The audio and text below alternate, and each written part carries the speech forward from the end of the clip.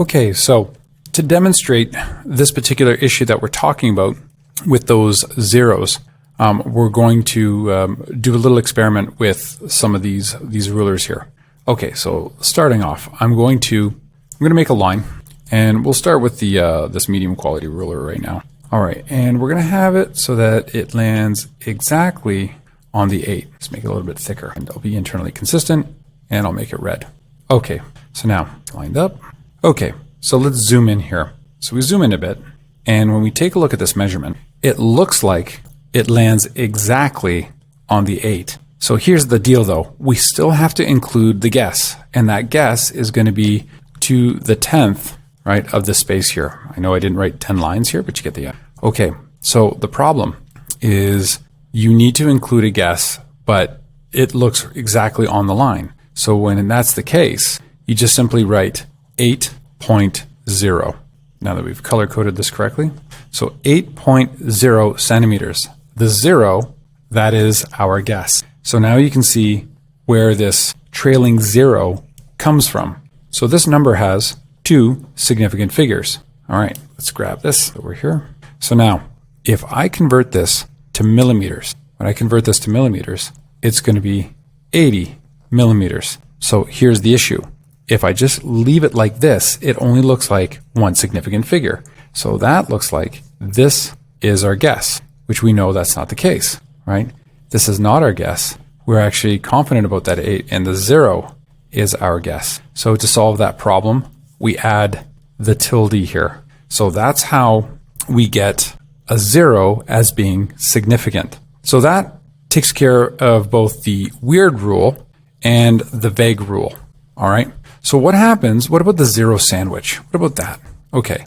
So for that, we're going to have to use this one that is a little bit more precise. Okay. So now I'm going to take this line and I'm going to scooch it down. And what I'm going to do here is I'm going to put it somewhere over there. Okay. So now, when we look at this, I'm going to zoom in over here. So let's take a look at this.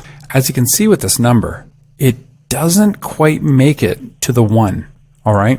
So it's somewhere between 7 and 7.1. So when we make that guess, all right, when we make this amount, it's going to be somewhere in between here. So it's going to be, so we know that, so this would be 7.0. All right. So 7.0 would be this line here, and then our guess is going to be to the 10th of a millimeter. All right. So it's somewhere between. So we know it's somewhere between 7.0 and 7.1. So when we look at this line here, it looks like it's more than a third. So that looks like maybe that's an 8, right? So then we would write the number like this, and I'll do it with the color coding. So 7. So here's our second last digit, and then our guess. All right. So centimeters. So now we have 3 sig figs when we look at this number. So 7, very confident. 0, very confident, because we know it's not all the way to 0.1. The 8, we lack confidence. So there is your 0 sandwich right there. So 7.808 centimeters. We have 3 sig figs because that 0 is embedded. And that's how we get a 0 embedded in one of our sig figs. So there's the 0 sandwich rule in a nutshell.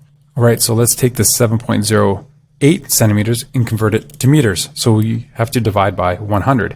So that gives us 0.0708 meters. And again, that represents the smallest scale. That represents our guess. So we got a total of 3 sig figs still. All right, so now I keep circling this one next door green. And again, as a reminder, this one tells us what the smallest unit of division on the scale was. So if we take a look here, if we know that this is centimeters, we know that this column here is millimeters, and we have millimeter markings. So even when we switch units, this is your meters column, this would be your decimeters, this would be your centimeters, and again, millimeters. So what we've got here is no matter what, we can tell what type of instrument was used to make the measurement based on this. Super convenient as long as you make the measurements properly. Okay, so let's do one more thing here. All right, so we got this. So next, I'm going to extend this line, what happens if it lands exactly on this 9 here? Okay, now these ones, this measurement is always a problem for students when they're making this one. And the reason why is because you just want to say 9 centimeters. It's like it's sitting on the 9 centimeters. But again, you have to include a guess that is to 1/10 of the smallest scale. So what I'm going to do is I'm going to draw the placeholders that we need. So that would be the amount in centimeters. Then you got your decimal point. This would be your millimeter, and this would be your guess, which would be 1/10 of a millimeter. So it looks like our value is right on 9. So there's our 9, but we also have to fill in these things. Well, it looks like it's exactly on 9, so those are zeros. So we end up getting 9.00 centimeters. So now this 0 is your guess. This 0 represents the smallest scale on the instrument. And of course, this is our first significant figure in the number. So we've got 3 sig figs again. And again, this is centimeters, millimeters, and this would be the 1/10 of a millimeter. So I could put that there. So that gives us the best answer we can get. So as you can see, we have the 2 zeros now. And then if we convert that into meters, so let's get a little bit more real estate. And if we convert that into meters, we're going to get 0.09 and then 0.0 meters, because that is still our guess. Next door neighbor, whatever it is, represents the smallest scale. And then of course there's the first digit in our measured quantity. So again, 3 sig figs. Okay, so now we're going to do one more thing. I'm going to introduce something called the micrometer. So let's clean up some of that stuff. So now a micrometer is a million times smaller than a meter. So basically what I have to do is I have to move the decimal point.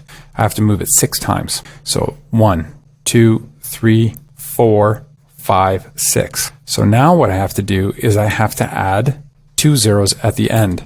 So what I'm going to get is 900 and then 2 more zeros at the end here. And we run into that problem again, don't we? So right now it looks like there is only 1 sig fig, but we know it's supposed to be 3 sig figs because this 0 here was our guess. So again, to fix that, we put a tilde on top. So now it reads as 3 significant figures. So that is our guess, represents the smallest scale on the instrument, and then that is our first digit. So there you go. That's the weird rule, the 0 sandwich rule, all sorted out, and how to make a proper measurement.